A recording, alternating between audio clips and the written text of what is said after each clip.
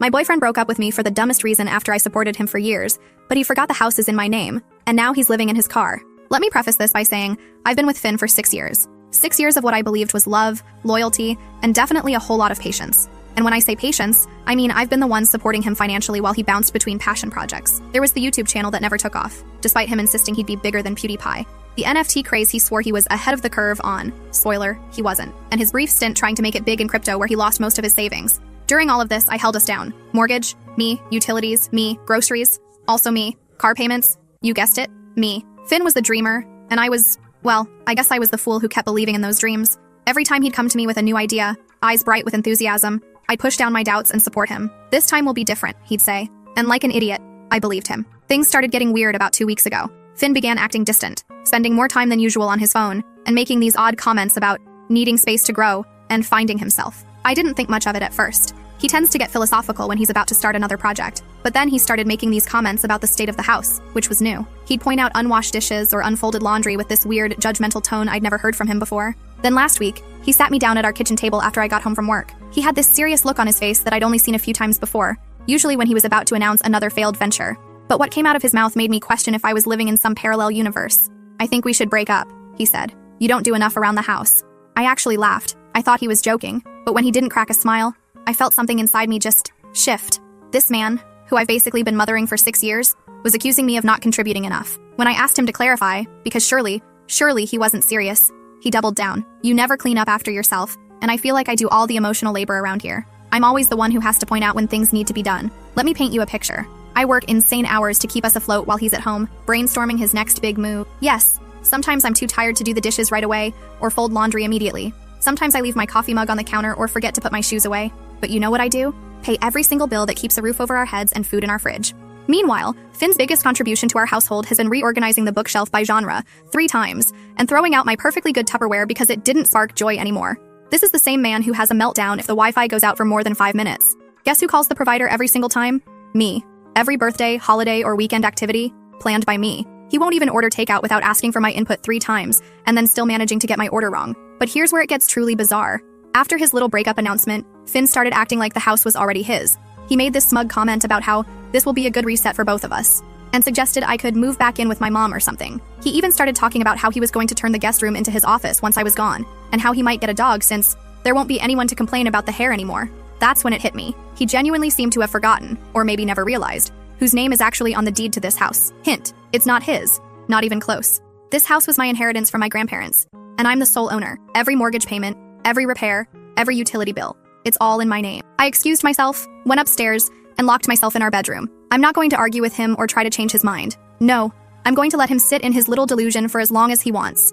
Let him think he's winning this breakup. Let him think I'm packing my bags and heading out the door. Because here's the thing, Finn has no idea what's coming. He has no clue that he's about to lose everything. And honestly, I can't wait to watch him realize just how badly he screwed up. First update. So I mentioned in my last post that my boyfriend, well, ex-boyfriend now, Finn broke up with me out of nowhere, claiming I didn't do enough around the house. This, of course, was hilarious because I've been the one paying for literally everything. Mortgage, utilities, groceries, while he's been working on himself for the past 3 years. Oh, and let's not forget, I also cooked, cleaned, and did every chore that wasn't somehow attached to his beloved gaming setup. But here's the kicker. After the breakup, Finn acted like he owned the place. Literally. I think it took him all of 5 seconds to decide this house was his now. He didn't say it outright, but the way he carried himself made it obvious. He started lounging around like the king of a castle he hadn't even built, leaving messes everywhere and playing his games until 4 a.m. like nothing had changed. He even started telling me what I needed to pack up so I could leave in an orderly way. Meanwhile, I was just sitting there in shock, waiting to see how far this delusion would go. Spoiler, it went very far. About a week after the breakup, Finn told me he was having a friend over. This was during one of his moments where he barely looked at me, muttering something about how I needed to respect his space. Respect his space. In my house. Sure, buddy. I just nodded, thinking, okay, let's see who this friend is. When the doorbell rang, I opened it to find a woman standing there with a bright smile and a bottle of wine. Her name was Mila, and let me tell you, she was perfectly nice, polite even, but it didn't take a detective to figure out this wasn't just a friend. The way she looked at Finn? They were very much together. Finn didn't even introduce us properly. He just breezed past me like I was the maid, giving Mila a little tour of the house. My house. And oh, did he sell it like he was some kind of real estate mogul? This is the living room. I've been thinking about getting a new couch in here, something more modern, you know? This is the kitchen. I love the open layout, it's great for hosting. This is my office. It's where I do most of my work these days. I almost choked when he said that last one. Work? The man hasn't had a job since 2018. The office he was referring to is the spare bedroom I set up for him to maybe do some freelance projects, but it's mostly just where he plays Fortnite. Mila was eating it up though. I could see her imagining herself living here, settling into a life of Pinterest-perfect bliss. Meanwhile, I was standing there in the kitchen, gripping my coffee mug so hard I thought it might crack. At this point, I had two options: blow up and let them both know exactly how I felt, or play it cool and let Finn dig himself into a hole. I chose the second one. Honestly, I wanted to see how far he'd take this little charade. The entire evening, Finn acted like he'd already moved on and was just graciously allowing me to stay until I figured things out. He even had the nerve to pull me aside and say, "I think it's best if we start working on a timeline for when you'll be out." No rush, of course, but Mila and I need to start planning. Planning what? A housewarming party in my living room? I just smiled and said, "Oh, don't worry about me. I'm handling everything." You should have seen his face. So smug. He really thought he'd won. The next morning, I made my move. While Finn was still asleep, I called a locksmith and had all the locks changed. The locksmith was in and out in under an hour. I paid him, thanked him, and sat down with a cup of tea to wait. When Finn finally woke up and strolled into the kitchen like he owned the place, I casually told him, "By the way, I had the locks changed this morning. You'll need to grab your things and leave by the end of the day." "You guys." The panic on his face. He went pale. "What do you mean you changed the locks? You can't do that." "Oh, I absolutely can. This is my house, remember? It's in my name. You're not on the deed, you're not on the mortgage, and now you're not welcome here." He tried to argue. He tried to plead. At one point, he even tried to guilt trip me, saying, "I thought you loved me. I thought we were building something together." Mila came over during all of this, probably expecting another cozy evening with her man. Instead, she got to witness Finn packing his things while I stood there, arms crossed, reminding him not to forget his gaming chair. She looked so confused and kept asking, "Wait, this isn't your house?" Finn didn't even try to answer her. By the end of the day, Finn was gone. Mila was gone. I poured myself a glass of wine, sat down on the couch Finn had wanted to replace, and thought about how close I'd come to losing everything because I was too generous with my time, my money, and my patience. Never again. Oh, and in case anyone's wondering, Finn is now couch surfing with friends. I heard from a mutual acquaintance that Mila dumped him too when she realized he was unemployed, broke, and basically homeless. Karma's a beautiful thing, isn't it? Second update. I thought that was the end of it, but apparently Finn wasn't done embarrassing himself yet. A few days after Finn left, I got a call from our mutual friend Caleb who wanted to check in. I could tell from his voice that he was fishing for something, so I asked him outright, "Did Finn send you?" Caleb hesitated but eventually spilled the beans. Turns out Finn had been planning this breakup for months. He'd been telling everyone, friends, acquaintances, even his family, that he was about to take over the house and start a new chapter. He painted himself as the long-suffering boyfriend who had put up with my nagging for years. According to him, the house was basically his because of all the work he'd put into making it a home. I had to pause Caleb there because I nearly choked laughing. What work? The man barely did his own laundry, let alone anything to maintain the house. I asked Caleb if Finn ever mentioned the small detail about the house being in my name. He said you'd probably just leave when he asked, and if you didn't, he'd figure it out. Oh, Finn. Sweet, delusional Finn. Apparently, Finn was so confident that I'd roll over and give him the house that he threw himself a little victory lap before the breakup. He told people he was finally free to focus on his life, and even made plans to host a housewarming party. Again, in my house. The audacity. Caleb also told me something that really pissed me off. Finn had been downplaying everything I did for him. He told people I was barely paying the bills, and that he was the one holding it all together. This was the guy who didn't even know how much the mortgage was every month. The lies were just so bold and bizarre that I couldn't help but laugh. I thanked Caleb for the info and started thinking about how I could wrap this up in a way that Finn would never forget. At first, I thought about just letting it go. Finn was gone, the house was mine, and I could finally move on. But then I remembered all the crap he put me through. Years of emotional manipulation, financial freeloading, and now this ridiculous smear campaign. No, I wasn't going to let it slide. I decided to hit Finn where it hurt most, his ego. First, I sent a polite but firm group message to our mutual friends clarifying a few things. The house was in my name, 100%. Finn never paid a dime toward the mortgage or bills.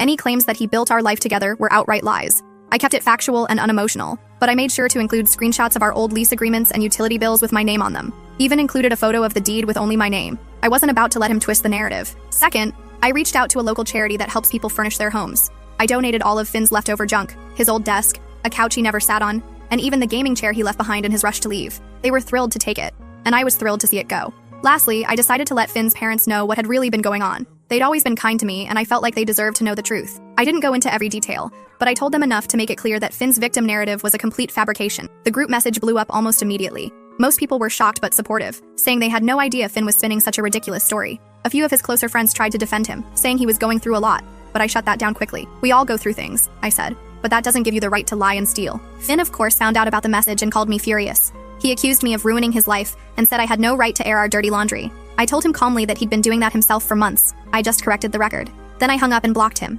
As for his parents, they were horrified. They apologized profusely and said they had no idea Finn had been treating me so poorly. His mom even offered to pay me back for some of the bills he racked up, but I declined. I wasn't interested in money. I just wanted them to know the truth. The real cherry on top came a few weeks later when I ran into Mila at a coffee shop. She approached me, clearly embarrassed, and apologized for getting involved. She said Finn had lied to her about everything, including how the house situation was mutual. Then she told me the funniest thing I've heard all year. Finn was living in his car. Apparently, none of his friends wanted to take him in after learning the truth, and his parents weren't interested in bailing him out either. He'd burned too many bridges, and now he was reaping the consequences. I don't wish homelessness on anyone, but in this case, I can't say I feel too bad. He made his bed, or in this case, his back seat, and now he has to lie in it. Third update. So remember how I mentioned Finn wasn't done trying to get his house back? Well, grab your popcorn because this story just got even more ridiculous. Last week, I was having lunch with my sister Nora when she started acting weird. She kept checking her phone and giving me these strange looks, like she wanted to tell me something but couldn't figure out how. Finally, I just asked her what was up. "Don't be mad," she started, which is never a good sign. "But Finn reached out to me last week." I nearly spat out my drink. What? Turns out, Finn has been going around telling everyone who'll listen that we had some sort of verbal agreement about the house. According to him, we were practically married. We weren't. And he'd contributed significantly to the household. He hadn't. But here's the real kicker. He asked Nora for money, not just a little money either. He wanted enough to get back on his feet and fight for what's rightfully his. And she gave it to him.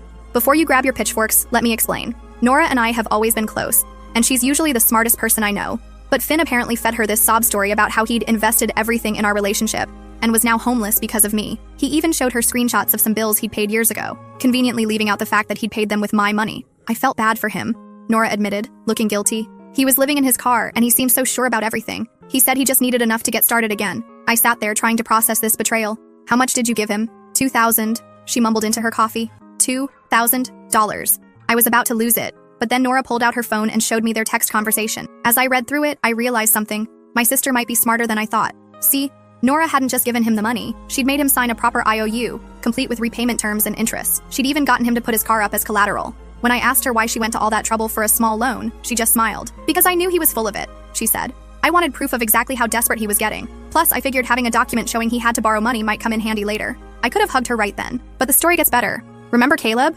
Our mutual friend who spilled the beans about Finn's pre-breakup plotting? Well, he sent me screenshots of Finn's social media posts where he's been painting himself as this victim of a calculated gold digger who trapped him in a relationship just to steal his future earnings. Yes, you read that right. He thinks I spent 6 years supporting his unemployed self because I was after his future money. The money he was definitely going to make from all those failed projects I funded. The posts are full of vague accusations about how I manipulated him and took advantage of his trusting nature. According to Finn's new version of events, he was the one who supported me emotionally while I was unstable and unable to maintain healthy relationships. This from the man who once had a 3-hour meltdown because I bought the wrong brand of energy drink. But here's where it gets really interesting. My friend Zoe has been keeping track of everyone Finn's reached out to, and apparently he's been telling different stories to different people. To some, he's the victim of a manipulative ex.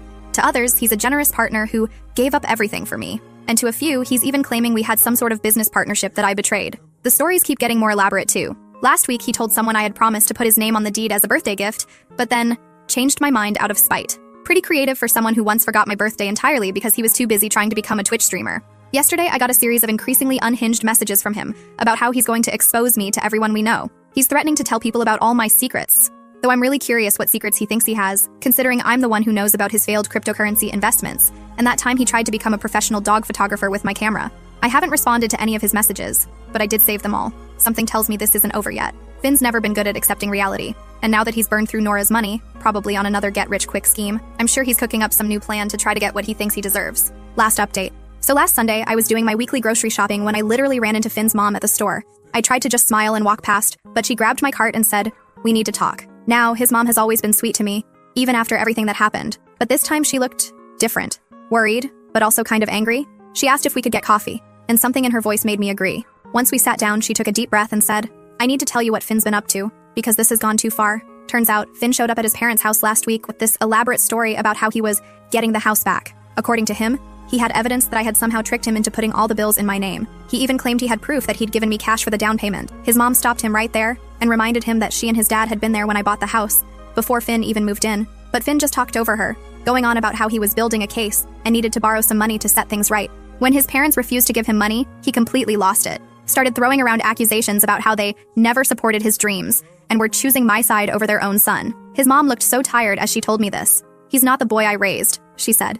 "I don't know what happened to him." But here's where it gets really interesting. She started telling me about all these things Finn had done that I never knew about, like how he'd been telling his younger sister that he bought me out of the house months ago, and that's why he needed to borrow money from her, to renovate his property. His sister, being 19 and trusting her big brother, gave him her savings. Or how he'd been going around to all their relatives telling different versions of the story to whoever would listen. To some, he claimed we were secretly married. To others, he said I had promised him the house in exchange for sweat equity. His words, not mine. He even told his grandmother that I was holding his gaming equipment hostage, the same equipment I donated to charity months ago. His mom pulled out her phone and showed me screenshots of a GoFundMe page he'd made. The title, "Help Local Man Reclaim His Home from Manipulative Ex." I almost choked on my coffee. The page was full of completely made-up stories about how he'd invested his life savings into the house, what savings, and how I had manipulated the paperwork to cut him out. He even posted pictures of my house, claiming he'd done all these renovations himself. The only renovation Finn ever did was rearranging the furniture when he was procrastinating on job applications. But the craziest part? People were actually donating. Not a lot, but enough that Finn thought his plan was working. He'd raised about $800 before his mom reported the page and got it taken down. "I had to do something," she said. "He needs to face reality." She told me Finn had been sleeping in his car in their driveway for the past week, refusing to come inside unless they supported his cause. Every morning he'd leave claiming he had meetings about getting the house back. Every evening he'd return with some new story about his progress. His mom had finally had enough when she overheard him on the phone trying to convince Mila, remember her, to be a character witness about how the house was really his. Mila, to her credit, had apparently laughed and hung up on him. "I'm not telling you this to get sympathy for him," his mom said. "I'm telling you because I want you to be prepared. He's not going to stop until he has no choice." She then did something that surprised me. She handed me a small photo album. Inside were pictures of Finn from the past few years. Pictures of him at family events, holidays, casual moments. In every single one, he was on his phone or laptop, supposedly working on his next big thing, while everyone else was actually living their lives. "I should have seen it sooner," she said. "How he used people. How he always had an angle. I enabled him for too long, and I'm sorry you got caught up in it." I tried to give the album back, but she shook her head. "Keep it. Maybe someday he'll want to see the person he used to be. But for now, I need to do what I should have done years ago." She told me she and Finn's dad had made a decision. They're changing their locks and cutting off his access to their Wi-Fi. No more sleeping in their driveway. No more enabling his delusions. They've arranged for him to stay with his uncle in another state, who's offered him a real job. No computers, no schemes, just honest work. He either takes the offer and gets his life together, or he figures it out on his own. But we're done watching him try to tear down other people's lives because he refuses to build his own. As we were leaving, she hugged me and whispered, "Thank you for showing him there are consequences. I just wish he'd learn from them." I watched her walk away and felt this weird mix of emotions. Relief that his own family finally sees him for who he is, sadness for the person he could have been.